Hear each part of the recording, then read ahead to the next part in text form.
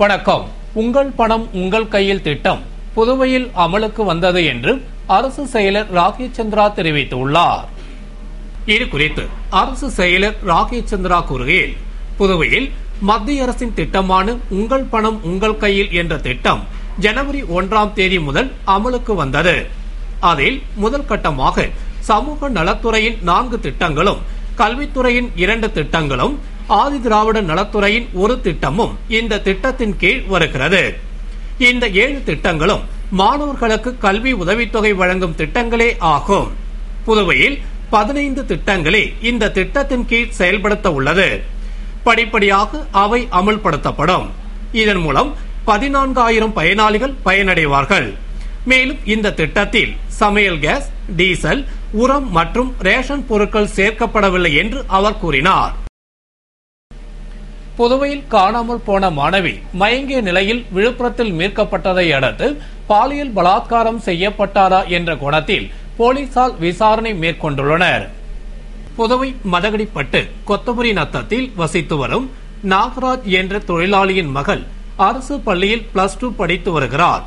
புத்தாண்டு தினத்தன்று டியூஷனுக்கு சென்ற மாணவி வீடு திரும்பாததால் அதிர்ச்சியடைந்த பெற்றோர் அவரை பல இடங்களில் தேடியும் கிடைக்காததால் திருபுவனை காவல் நிலையத்தில் புகார் அளித்தனர்.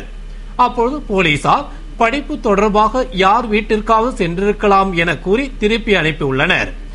இந்நிலையில் அந்த மாணவி பெற்றோருக்கு போன் செய்து தான் விழுப்புரத்தில் இருப்பதாக கூறிவிட்டு தொலைபேசி இணைப்பை துண்டித்து விட்டார். இதனை அடுத்து பெற்றோர்கள் காரில் விழுப்புரம் சென்று அங்கு பேருந்து நிலையத்தில் மயங்கிய நிலையில் கிடந்த மாணவியை மீட்டு புதுவைக்கு அழைத்து வந்து அரசு மகளிர் மருத்துவமனையில் சிகிச்சைக்காக சேர்த்தனர். அங்கு அவருக்கு மருத்துவ பரிசோதனை நடைபெற்று வருகிறது. இந்நிலையில் மாணவியை யாராவது கடத்தி சென்று பாலியல் பலாத்காரம் செய்து விட்டார்களா என்ற சந்தேகத்தில் திருபுவனை மற்றும் விழுப்புரம் போலீசார் விசாரணை மேற்கொண்டுள்ளனர். மேலும் வழக்கு தொடர்பாக தனியார் பேருந்து ஊழியர்கள் சிலரை தேடி வருகின்றனர். இருப்பினும் மாணவிக்கு மயக்கம் தெளிந்த பின்னரே முழு விபரம் தெரியும் என தெரிவித்தனர். இது குறித்து தகவல் அறிந்த அனைத்திந்திய மாதர் சம்மேளனத்தினர் மாணவியின் பெற்றோருக்கு ஆறுதல் கூறிவிட்டு இது தொடர்பாக கூறுகையில், போலீசாரின் அலட்சிய போக்காலே இதுபோன்ற சம்பவம் நிகழ்ந்துள்ளது. டெல்லியில் கடந்த 16ஆம் தேதி மருத்துவ மாணவிக்கு பாலியல் வன்முறை செய்யப்பட்டதை அடுத்தடுத்து இதுபோன்ற சம்பவங்கள் நிகழ்ந்து வருகிறது. எனவே இதுபோன்ற வன்முறைக்கு கடும் தண்டனை விதிக்க வேண்டும் என்றும், மேலும் இச்சம்பவத்தில் பாதிக்கப்பட்ட மாணவிக்கு எவ்வித மருத்துவ உதவியும் இதுவரை வழங்கப்படவில்லை. அவருக்கு உரிய மருத்துவ சிகிச்சை அளிப்பதோடு சம்பந்தப்பட்டவர்களின் மீது நடவடிக்கை எடுக்கும் வரை மாதர் சம்மேளனம் போராடும் என்று அவர் கூறினார். புத்தாண்டு தினத்தை முன்னிட்டு புதுவை கடற்கரையில் பொதுமக்கள், சுற்றுலா பயணிகள் என ஏராளமானோர் குவிந்தனர். புத்தாண்டு தினத்தை முன்னிட்டு புதுவைக்கு கடந்த 2 தினங்களுக்கு முன்பே சுற்றுலா பயணிகள் குவிந்தனர். மேலும் கடற்கரை, ஹோட்டல்கள், கோவில்கள் என்று பல்வேறு இடங்களில் புத்தாண்டு பிறப்பை மக்கள் கொண்டாடி மகிழ்ந்தனர். மேலும் புத்தாண்டு பிறந்ததும் காலை முதல் இரவு வரை கடற்கரை சாலையில் பொதுமக்கள் மற்றும் சுற்றுலா பயணிகள் படையெடுத்த வண்ணம் இருந்தனர். குறிப்பாக மாலை நேரத்தில் உள்ளூர் மட்டுமன்றி வெளியூர் மக்கள், சுற்றுலா பயணிகள் என அனைவரும் தங்கள் குழந்தைகள் மற்றும் குடும்பத்தினரும் கடற்கரையில் அதிக அளவில் திரண்டதால் எங்கு நோக்கிலும் அலைக்கடல் என மக்கள் தலைகளே காட்சியளித்தது. மேலும் கடற்கரையை திருவிழா போல் களை கட்டியது. மக்கள் கூட்டம் அதிகரித்ததால் கடற்கரை சாலையில் போலீசார் பாதுகாப்பு பணியில் குவிக்கப்பட்டிருந்தனர். புதுவை உழவர்கரை தொகுதியில் தார் சாலை மற்றும் பக்க வாய்க்கால் அமைக்கும் பணியினை அமைச்சர் திரு பன்னீர்செல்வம் பூமி பூஜையுடன் துவக்கி வைத்தார். புதுவை உழவர்கரை தொகுதிக்கு உட்பட்ட தேசிய நெடுஞ்சாலை NH 45A சாலையிலிருந்து ஸ்ரீ மூகாம்பிகை நகர் பிரதான சாலை வழியாக கனகன் ஏரி வரை தார் சாலை மற்றும் பக்க வாய்க்கால் அமைக்க பொதுப்பணித்துறை சார்பில் 32,79,500 ரூபாய் மதிப்பில் திட்டமிடப்பட்டு அதற்கான பூமி பூஜை விழா நடைபெற்றது. விழாவில் அமைச்சர் திரு பன்னீர்செல்வம் சிறப்பு அழைப்பாளராக கலந்து கொண்டு பூமி பூஜையுடன் பணியினை துவக்கி வைத்தார். விழாவில் உழவர்கரை நகராட்சி ஆணையர் முனுசாமி, பொறியாளர்கள், ஊர் முக்கிய பிரமுகர்கள் மற்றும் பொதுமக்கள் பலரும் கலந்து கொண்டனர்.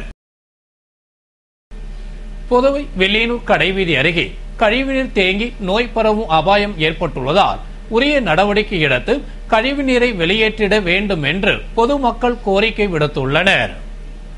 புதுவை வில்லியனூர் கடைவீதி அருகே வாய்க்காலில் கழிவுநீர் சரியாக ஓடாமல் தேங்கி நிற்கிறது. இதனால் கொசு உற்பத்தியாகி துர்நாற்றம் வீசுவதுடன் நோய் பரவும் அபாயம் ஏற்பட்டுள்ளது.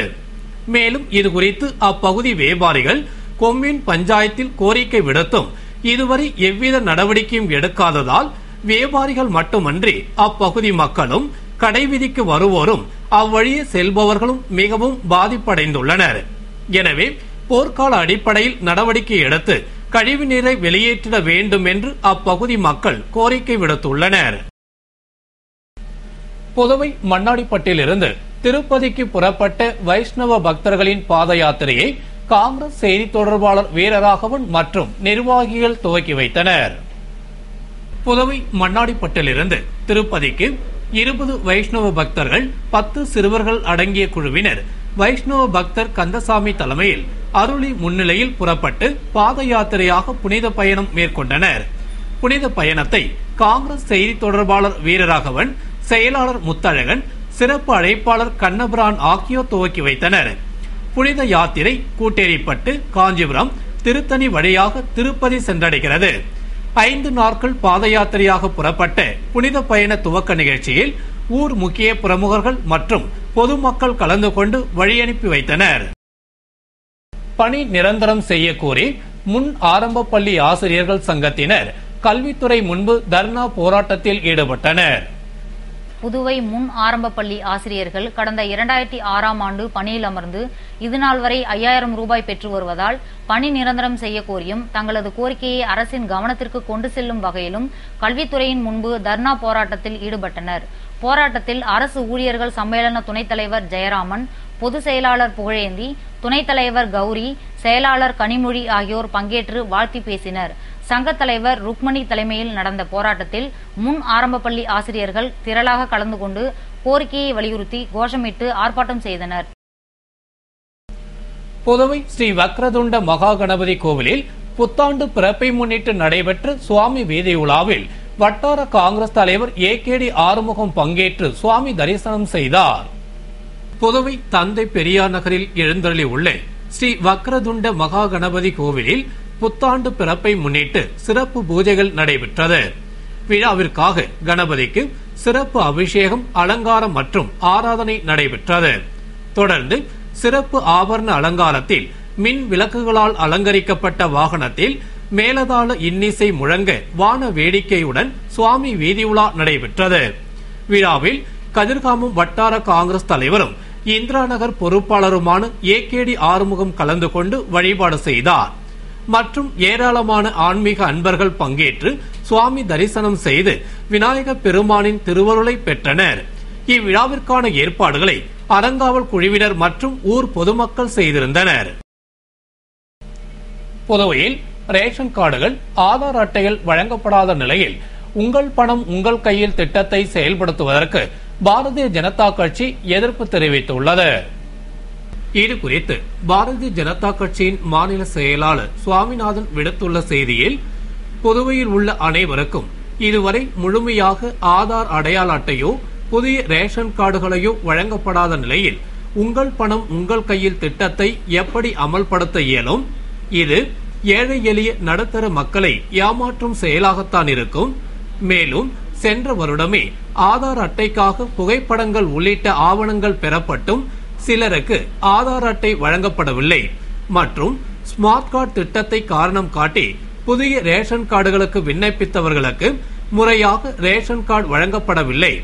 எனவே புதிய ration card, smart card, Aadhaar அட்டை குளறுபடிகள் குறித்து மத்திய அரசிடம் பேசி உரிய நடவடிக்கை எடுக்காமல் இத்திட்டத்தை செயல்படுத்தக்கூடாது என்று அவர் கூறினார். புதுவையில் வடகிழக்கு பருவமழை பொய்த்துவிட்ட நிலையில் பனிப்பொழிவு அதிகரித்து குளிர் மக்களை வாட்டி வதைக்கிறது. புதுவையில் இந்த ஆண்டு வடகிழக்கு பருவமழை துவங்கியதும் சில நாட்களுக்கு கனமழை பெய்து நீலம் புயல் தாக்கும் அபாயம் ஏற்பட்டு மக்களை மிரட்டியது. ஆனால் புயல் மகாபலிபுரத்தில் கரையை கடந்ததால் கனமழை மட்டுமே புதுவையில் பெய்தது. அதன் பின்னர் மழை பெய்யாமல் பொய்த்து விட்டதால் வறட்சி நிலவுகிறது. இந்நிலையில் பனிப்பொழிவு அதிகரித்து குளிர் மக்களை வாட்டி வதைக்கிறது. மாலை 5 மணி அளவில் துவங்கும் பனிப்பொழிவு மறுநாள் காலை 9 மணி வரை நீடிப்பதால் இரவு நேரத்தில் குளிர் அதிகமாக உள்ளது. இதனால் சிறுவர்கள், முதியோர்கள் என அனைத்து தரப்பினரும் பாதிப்படைகின்றனர். மேலும் பல பகுதிகளில் விழுந்து பல மணி நேரம் வரை புகை மூட்டம் போல் பனிப்பொழிவு காணப்படுவதால் வாகன ஓட்டிகள் சாலை சரிவர தெரியாமல் வாகனங்களை ஓட்டவே சிரமப்படுகின்றனர். குளிரின் காரணமாக மக்கள் ஸ்வெட்டர், குல்லா, சால்வை போன்ற கம்பளி துணிகளில் தஞ்சம் அடைகின்றனர். புதுவை அரசு மகளிர் மருத்துவமனையில் குடிநீர் கிடைக்காமல் நோயாளிகள் அவதிப்படுவதால் உரிய நடவடிக்கை எடுத்து குடிநீரை வழங்கிட வேண்டும் என்று பொதுமக்கள் வேண்டுகோள் விடுத்துள்ளனர். புதுவை எல்லைப்பிள்ளைச்சாவடி அரசு மகளிர் மருத்துவமனையில் அவசர சிகிச்சை பிரிவு அருகே குடிநீர் சுத்திகரிப்பு இயந்திரம் உள்ளது. ஆனால் அங்கு குடிநீர் பிடிக்க வரும் நோயாளிகள் மற்றும் அவர்களுக்கு துணையாக வரும் மக்கள் குடிநீர் குழாயில் தண்ணீர் வராததால் ஏமாற்றம் அடைகின்றனர். மேலும் இதுபோன்று மருத்துவமனையில் 2-3 இடங்களில் உள்ள சுத்திகரிப்பு இயந்திரத்திலும் தண்ணீர் வரவில்லை. மேலும் அங்கு குடிநீர் வராது என்று அறிவிப்பும் எழுதி ஒட்டப்பட்டுள்ளது. தினமும் புதுவையிலிருந்து மட்டுமின்றி கடலூர், விழுப்புரம், திண்டிவனம் உள்ளிட்ட தமிழக பகுதியிலிருந்து வரும் ஆயிரக்கணக்கான நோயாளிகள், அவர்களுடன் வரும் மக்கள் குடிநீர் கிடைக்காமல் அவதிப்படுகின்றனர். எனவே நோயாளிகள் மற்றும் மக்களின் நலன் கருதி குடிநீர் சுத்திகரிப்பு இயந்திரத்தை சரி செய்து குடிநீர் வழங்கிட அரசு உரிய நடவடிக்கை எடுக்க வேண்டும் என்று பொதுமக்கள் வேண்டுகோள் விடுத்துள்ளனர். இத்துடன் செய்திகள் நிறைவடைகின்றன. வணக்கம்.